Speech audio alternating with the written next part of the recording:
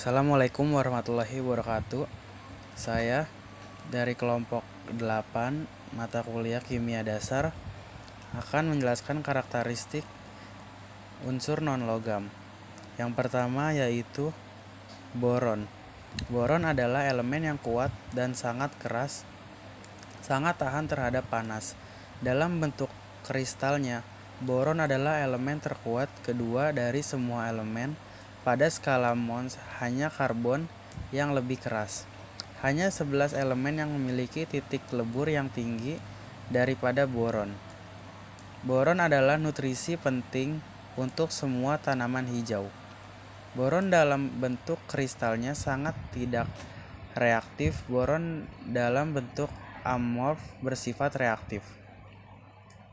Boron seperti biasa atom boron semesta tidak dibuat oleh fusi nuklir di dalam bintang dan tidak dibuat dalam ledakan besar. Mereka dibuat oleh fusi nuklir dalam tabrakan sinar komsit. Sebagian besar boron alam dibuat dengan cara ini sebelum pembentukan tata surya. Boron digunakan untuk mengendalikan reaksi nuklir.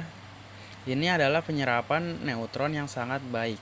Panduan dengan baja atau direaksikan dengan karbon, titanium, dan zirkonium. Digunakan pada batang kontrol untuk reaktor nuklir. Penampilan dan karakteristik efek berbahaya boron unsur tidak diketahui beracun. Boron adalah metaloid intermediat antara logam dan non-logam. Boron paling banyak dalam bentuk polimorf. Beberapa di antaranya lebih bersifat logam dari yang lain. Boron metalik sangat keras dan memiliki titik lembur yang sangat tinggi. Boron umumnya tidak membuat ikatan ionik. Boron membentuk ikatan kovalen yang stabil. Boron dapat mentransmisikan sebagian cahaya inframerah. Yang kedua yaitu nitrogen. Nitrogen adalah suatu unsur kimia dalam tabel periodik yang memiliki lambang N dan nomor atom 7. Unsur yang juga disebut sebagai zat lemas ini pertama kali ditemukan diisolasi oleh dokter kebangsaan Skotlandia pada tahun 1722. Nitrogen adalah anggota paling ringan dari golongan 15 tabel periodik. Seringkali disebut penitogen. Atom nitrogen memiliki 7 elektron dalam keadaan dasar. Mereka teratur dalam konfigurasi elektron. Elektron valensi dalam orbit 2s dan 2p. 3 diantaranya elektron p tidak berpasangan. Dia adalah salah satu unsur dengan elektromagnetivitas tertinggi di antara unsur-unsur. Nitrogen dapat dibandingkan dengan tetangga horizontalnya karbon dan oksigen serta tetangga vertikalnya pada kolom nitrogen yaitu fosforus, arsen, antinom, dan bismut. Nitrogen memiliki karakteristik tidak berasa, tidak berbau, tidak berwujud. Merupakan gas diatomik, bukan logam yang stabil, sangat sulit bereaksi dengan unsur atau senyawa lainnya. Dinamakan zat lemas karena zat ini bersifat malas, tidak aktif bereaksi dengan unsur lainnya. Nitrogen pada permukaan bumi hampir seluruhnya 99,9% terdapat dalam bentuk molekul gas diatomik atau N2. Udara mengandung nitrogen bebas sebanyak 78%, volume atmosfer bumi dan hanya 0,03% di dalam kulit bumi. Dalam bentuk terikat, nitrogen banyak terdapat dalam bentuk mineral nitrat, KNO2 dan NaNO2. Terima kasih. Untuk kimia unsur selanjutnya yaitu sulfur dan oksigen. Untuk yang pertama, sulfur atau belerang. Belerang adalah unsur kimia dalam tabel periodik yang mempunyai lambang S besar dan dengan nomor atom 16. Belerang juga merupakan unsur non-logam yang tidak berasa. Dalam bentuk aslinya ialah sebuah zat padat kristalan kuning. Pada pembentukan sulfur yaitu Sulfur biasanya dibentuk dengan cara yang komersial pada suatu sumber mata air hingga dihasilkan dari adanya endapan garam yang berbentuk melengkung di sepanjang lembah Gulf. Air yang mengalami pemanasan akan masuk dalam sumber mata air guna mencairkan sulfur dengan proses cepat, dan air yang bercampur sulfur akan dibawa ke bagian permukaan. Tak hanya itu, sulfur juga banyak ditemukan pada minyak mentah dan berbagai gas alam. Namun, kandungan sulfur perlu dihilangkan dalam dari keduanya. Untuk menghilangkan sulfur dalam suatu gas mentah memerlukan proses yang lumayan panjang, dan untuk menghilangkan sulfur dalam gas alam memerlukan proses yang panjang juga. Berikut adalah karakteristik dari belerang. Dari segi properti fisik, sulfur yaitu unsur kimia yang menghasilkan beberapa molekul poliatomik, dan alotrop yang paling terkenal adalah oktasulfur. Oktasulfur adalah padatan yang memiliki bentuk lunak dan memiliki warna yang kuning cerah. Sulfur juga tidak memiliki aroma yang bau. Sulfur yang tidak murni biasanya memiliki bau yang mirip dengan korek api. Dari sifat kimianya, sulfur memiliki warna yang menyala biru saat terbakar dengan cara membentuk sulfur dioksida. Namun, sulfur jenis ini memiliki bau yang sangat mencekik dan bisa menimbulkan iritasi. Sulfur tidak akan larut dalam air, namun akan larut dalam karbon disulfida, dan sifat materi sulfur sangatlah berguna untuk berbagai keperluan. Sulfur bisa melakukan reaksi dengan berbagai unsur kimia lainnya, namun sulfur tidak akan melakukan reaksi dengan gas mulia, dan reaksi unsur kimia biasanya membentuk suhu yang tinggi. Dari segi isotopnya, sulfur setidaknya memiliki 4 isotop yang sifatnya stabil dan keseluruhan memiliki 23 isotop yang aktif. Saat adanya mineral sulfida yang diendapkan, maka tingkat keseimbangan antara isotop dengan padatan dan cairan dapat menghasilkan perbedaan yang kecil. Dalam suatu ilmu kimia disebutkan bahwa perbedaan antara mineral sangatlah penting guna memperkirakan suhu keseimbangan dalam suatu unsur kimia.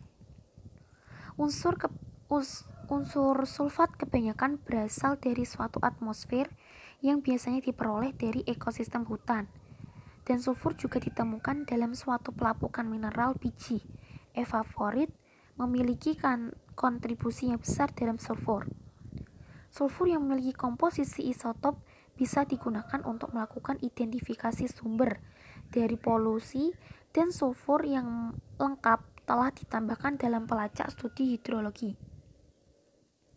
Pada kejadian alam, sulfur biasanya dipakai sebagai sulfida yang dihadirkan dalam berbagai jenis meteorit, dan kondrit seringkali memiliki kandungan sulfur yang lumayan berlimpah.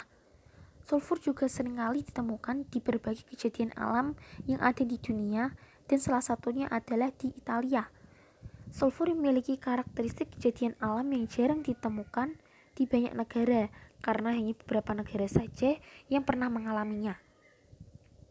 Kegunaan dari kimia unsur sulfur atau belerang yaitu: 1. Komponen serbuk mesio yang digunakan di dalam proses vulkanisasi karet alam dan berperan juga dalam fungisida. Yang kedua adalah pembentukan pupuk sulfat. Bertonton belerang digunakan agar menghasilkan asam sulfat, bahan kimia yang sangatlah penting.